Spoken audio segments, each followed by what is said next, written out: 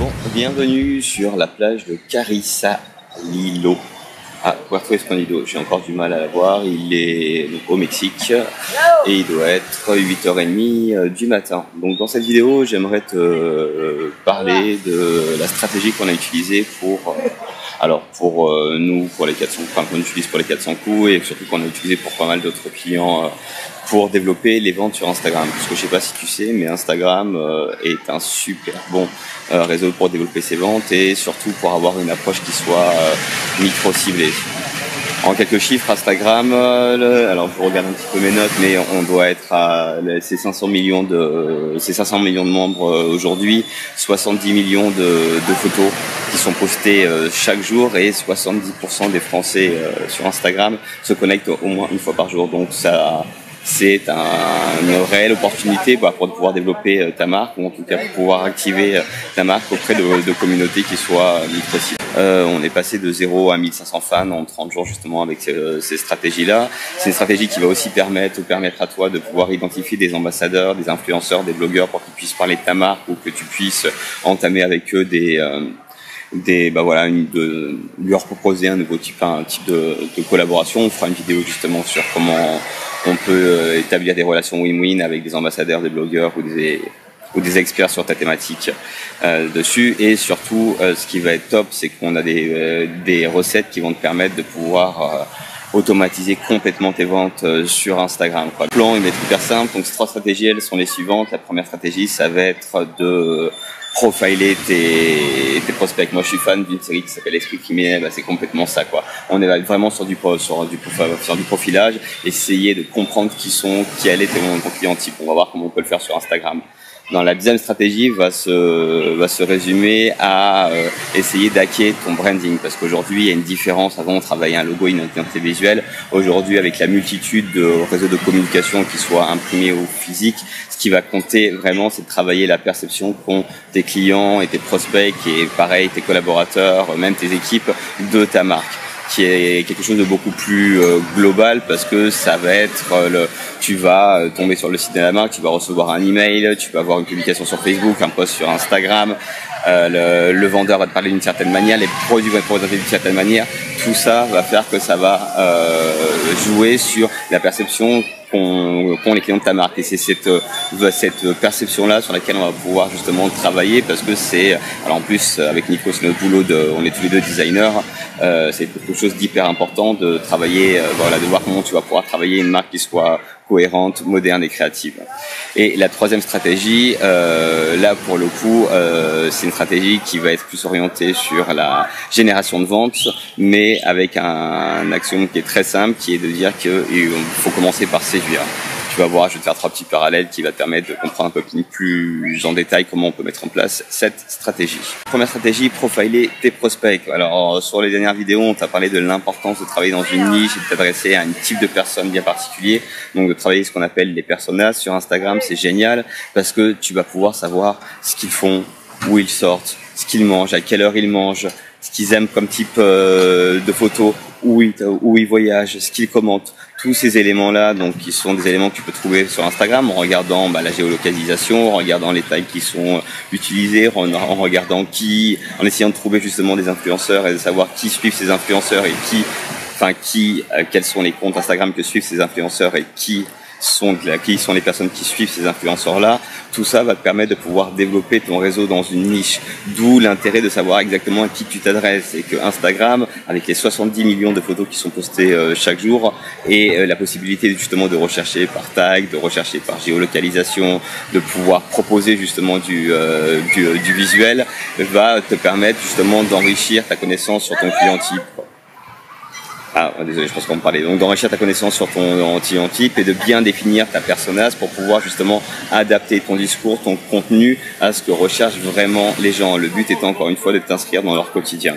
Donc la deuxième stratégie consiste à hacker ton branding. Alors je suis designer, j'ai fait un master design qui m'a coûté très cher, ça va faire hurler ce que je vais dire tous les designers dessus, mais aujourd'hui c'est une réalité. Le boulot de designer, comme la plupart d'autres boulots, peut s'apprendre sur internet avec alors bien évidemment ça nécessite d'avoir d'aiguiser un petit peu son œil créatif. Mais aujourd'hui, il y a des outils comme Pinterest qui te permettent de définir des tendances, qui te permettent justement d'aiguiser un petit peu ton goût et ton œil pour savoir ce qui se fait ou ce qui se fait pas, alors bien évidemment la notion de beau elle est complètement c'est complètement quelque chose de subjectif, mais bon, il y a quand même des choses, et encore une fois, il faut pas que ce qu'il faut que tu penses, c'est qu'il faut que le but de ta marque, c'est qu'elle te ressemble, ou qu'elle ressemble à ton équipe, à l'image que tu veux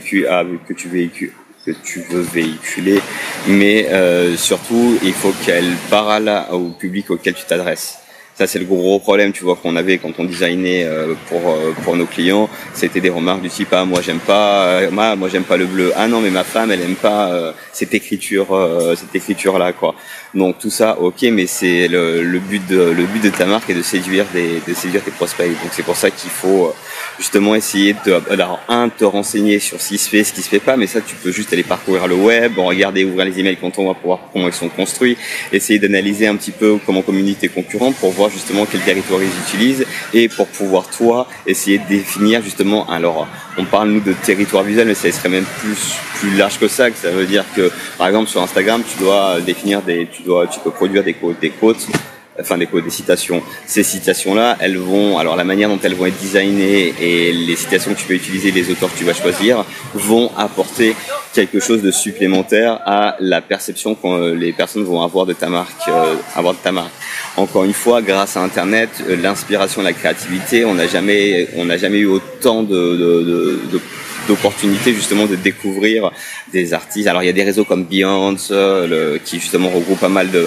designers sur lesquels tu peux aller voir, où on peut trouver pas mal d'inspiration. Le Pinterest, bon, pour moi reste la source. Ensuite, tu as pas mal de blogs qui sont aussi orientés lifestyle, design, qui peuvent te permettre un peu d'essayer de voir ou de définir lors de ta veille quelles sont les grosses tendances qui se dessinent. Mais surtout aujourd'hui, tu as des outils qui te permettent, alors sans en parler de la suite Adobe, qui doit coûter un bras en plus et qui n'est plus possible de hacker. D'ailleurs, c'est mal de hacker, on le fait plus. Mais il y a des outils gratuits qui te permettent justement de faciliter de permettre de rendre le design plus populaire en fait. C'est pas que n'importe qui peut être des designers, mais c'est que n'importe qui peut commencer à apprendre à designer. Alors bien évidemment, ça n'enlève pas le fait que le boulot du designer réside surtout dans le fond plus que dans la forme, mais toi aussi tu peux te lancer justement ou essayer de créer un peu de contenu pour ta marque. Je parle pas de ton identité visuelle, que ça pour à la limite vraiment tu peux le faire. Il faut vraiment le faire par un designer parce qu'il faut que ça soit quelque chose de pérenne, mine de rien. C'est quelque chose qui doit être assez construit pour te faciliter justement derrière l'opportunité de produire du contenu supplémentaire. Le designer va travailler une piste avec une identité visuelle, un logo, et surtout t'expliquer quelles les couleurs tu vas utiliser, quel jeu de pictogrammes. Donc le pictogramme, c'est des petites illustrations qui symbolisent des notions, des concepts. Tu peux utiliser, quel type de photographie il faut que tu utilises sur Internet, sur ton site, sur ta cover Facebook, qu'est-ce que tu veux mettre en tête de mail. Tout ça, il va définir un petit mode d'emploi qui va te permettre, toi, après, grâce à des outils gratuits, de pouvoir produire ton propre contenu. Alors en outils gratuits, je t'en citais 3 là qui nous sont au top. On a Canva qui te permet, qui est un peu comme un mix entre Illustrator, Photoshop, une petite application en ligne qui est gratuite que tu peux utiliser au top pour faire n'importe quel type de visuel. Tu verras, tu as des templates, des modèles pour chaque type de visuel. Tu as aussi Flaticone. Alors Flaticone, c'est un site qui te ressource sur Internet plein de pictogrammes gratuits, super bien designés que tu peux utiliser. Et on a un autre site qu'on aime bien, c'est stocksnap.io, qui est un site qui regroupe, qui a un gros fond iconographique, un peu comme PictureTank, Photolia, mais beaucoup plus beau que Photolia, qui regroupe des photos libres de droit, mais des vraies photos, pas les photos pourries que tu trouves sur Google Images, des choses comme ça. Parce qu'encore une fois, les choix de tes photos sont un élément hyper important dans ce que vont penser les gens de ta marque. Et tout ça justement grâce à ces outils gratuits, grâce au site qui regroupe pas mal d'inspiration, tu peux toi aussi designer une marque qui doit être moderne, qui doit être cohérente et qui doit être créative. Le but étant d'essayer de séduire un maximum tes clients. Ce qui va nous emmener justement sur la troisième stratégie, qui est que si tu veux vendre, il faut commencer à séduire, quoi. On peut faire une petite métaphore, enfin 3 petites métaphores pour expliquer ça. La première métaphore, c'est la pêche.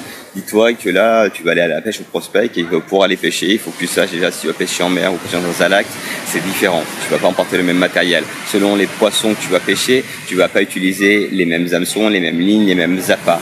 C'est exactement de la même manière. Donc il faut que tu saches exactement à qui tu t'adresses, qui tu veux séduire pour pouvoir mettre un maximum les chances de ton côté, pour pouvoir adapter ton discours, donc adapter la forme de ton discours, pas le fond reste le même, mais la forme de ton discours à celui de ton interlocuteur.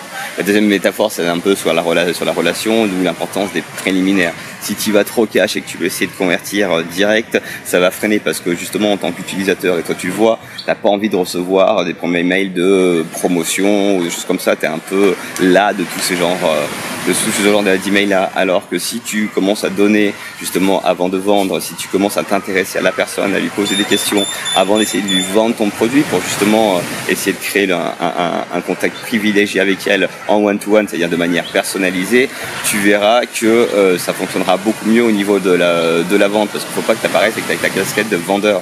Aujourd'hui, tu ne dois plus être un vendeur, tu dois être justement un conseiller et commencer déjà à générer de la valeur avant d'en capter. Donc ça, c'est vraiment le truc. La troisième métaphore, ce serait celle de la guerre. Là, le mailing massif, le campagne Facebook non ciblée sur toutes les personnes qui habitent autour de chez toi, ça correspond moins à la guerre à l'époque de la bombe atomique, quoi. Aujourd'hui, on est vraiment sur la frappe chirurgicale, la frappe micro-ciblée. Tu t'adresses à un type de personne, donc dans tes personnages, par exemple. Imaginons que tu prennes des étudiants en termes de cible, c'est beaucoup trop large entre les étudiants déjà de lycée, de collège et à la fac et de prépa, c'est pas du tout les mêmes mentalités. Entre un étudiant à la fac qui est en éco et un étudiant à la fac qui est en maths et info, je t'assure qu'au niveau des contenus qu'ils recherchent, au niveau de la manière de parler, c'est pas du tout la même chose. Et ils peuvent habiter dans la même ville, même à la limite dans le même immeuble, avoir le même âge, venir de la même classe socioculturelle. Ça ne changera pas justement que leur culture est complètement différente. D'où l'intérêt de segmenter un maximum justement ton discours. Et ça, ce qui est génial, c'est que tu peux le faire justement grâce à des campagnes micro-ciblées, surtout sur Instagram, en envoyant justement des messages en inbox, en commentant sur certains profils dessus, et tu verras justement que par la suite, nous, on a des outils qui nous permettent de pouvoir automatiser tout ça. Mais il faut bien te rappeler que l'importance il faut vraiment 3 petites notions. C'est que tu cibles tes personnes, enfin, pour convertir, tu cibles, tu choisis ton appât, tu passes beaucoup plus de temps sur les préliminaires, et quand tu attaques en mode vraiment micro-ciblé. C'est même pas en attaque, c'est qu'à un moment où tu vas parler de ton produit, tout de suite la personne va comprendre la valeur ajoutée que ça va lui apporter. Et dans ce cas, tu seras pas obligé de vendre. Et là, nous, on se rend compte qu'en fait, ça fonctionne beaucoup mieux quand tu agis de cette manière-là, c'est que tu n'es plus dans une logique de vente, mais tu es dans une logique de pédagogie. Ton but, c'est d'essayer d'expliquer un maximum à ton prospect comment ton produit va pouvoir l'aider dans son quotidien, ou va pouvoir faciliter la manière dont il travaille, ou va lui permettre de pouvoir capter plus de valeur, quoi. Et ça, encore une fois, tu peux le faire de manière complètement différente, donc en utilisant du visuel sur Instagram grâce à tous les outils gratuits qui existent. Donc l'idée principale, c'était qu'avec ces 70 millions de photos postées par jour et 70% des Français qui se connectent au moins une fois sur Instagram, et ainsi que toutes les opportunités de recherche par tag, par géolocalisation, ou en tout cas toutes les méthodes dont on a parlé pour pouvoir hacker un petit peu Instagram, te permettent à toi aujourd'hui de l'utiliser comme un vrai canal de vente, et arriver facilement, justement grâce à aux outils qu'on propose, aux missions qu'on propose, de passer de 0 à 1500 femmes en moins de 30 jours sans budget, d'identifier super rapidement tes ambassadeurs, des influenceurs et des personnes sur lesquelles tu peux travailler, par exemple notamment sur l'affiliation ou la création de contenu, et surtout de pouvoir automatiser tes ventes, quoi. Donc on a un petit lien là sur les produits qu'on propose autour de ça en dessous de la vidéo, que je t'invite à consulter. Et je te laisse, je te dis à bientôt depuis Puerto Escondido. Voilà où je suis. Ciao. Güey, Macaco, ven martillo para...